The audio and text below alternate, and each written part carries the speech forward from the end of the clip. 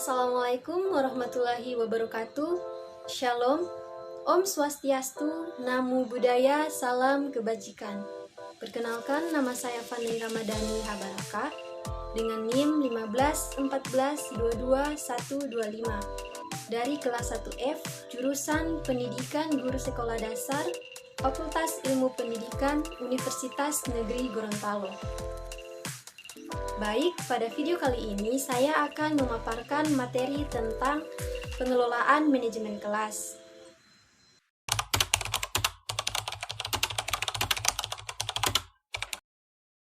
Pengelolaan atau manajemen pada umumnya mengacu pada kegiatan-kegiatan yang meliputi perencanaan, pengorganisasian, pengarahan, pengawasan, dan penilaian.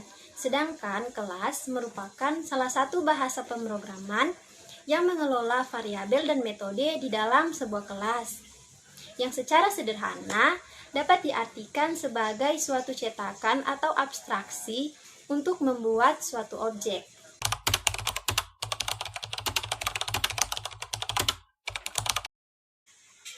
Pengelolaan kelas adalah serangkaian usaha guru untuk menciptakan, memelihara, dan mengembangkan iklim belajar yang kondusif, sehingga menciptakan lingkungan belajar yang baik dan memberikan kesempatan kepada siswa untuk mencapai tujuan akademis dan tujuan sosial.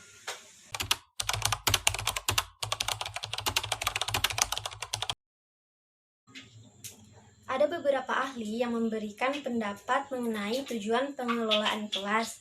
Salah satunya adalah Ahmad. Menurut Ahmad, ada beberapa tujuan pengelolaan kelas. Yang pertama, mewujudkan situasi dan kondisi kelas, baik sebagai lingkungan belajar maupun sebagai kelompok belajar yang memungkinkan peserta didik untuk mengembangkan kemampuannya semaksimal mungkin. Yang kedua, menghilangkan berbagai hambatan yang dapat menghalangi terwujudnya interaksi pembelajaran di dalam kelas. Yang ketiga, menyediakan dan mengatur fasilitas serta perabot belajar yang mendukung dan memungkinkan peserta didik untuk belajar sesuai dengan lingkungan sosial, emosional, dan intelektual peserta didik di dalam kelas. Dan yang terakhir atau yang keempat, membina dan membimbing sesuai latar belakang sosial, ekonomi, budaya, serta sifat-sifat individunya.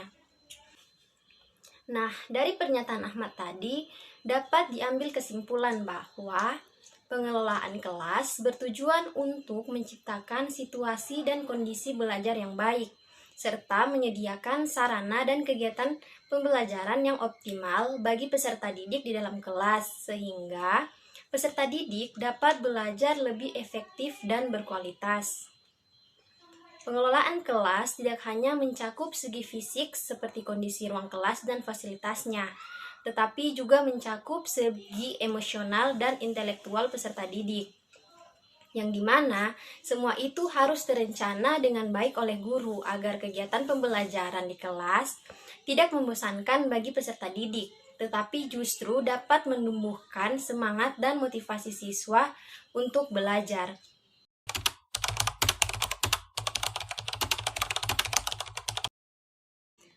Pengelolaan kelas sangat penting dalam proses pembelajaran karena pengelolaan kelas merupakan serangkaian kegiatan yang ditujukan untuk membantu siswa mencapai tujuan pembelajaran dan menciptakan kondisi kelas yang memungkinkan berlangsungnya pembelajaran.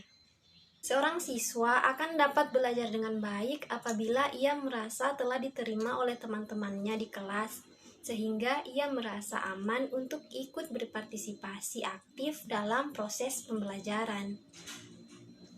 Oleh karena itu, salah satu tugas guru dalam membantu siswa belajar ialah dengan cara menciptakan situasi kelas yang hangat, aman, dan sehat.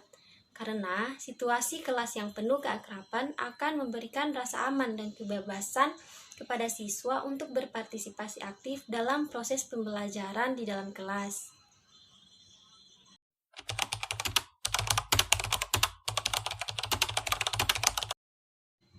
Baik, itu dia tadi pemaparan materi dari saya.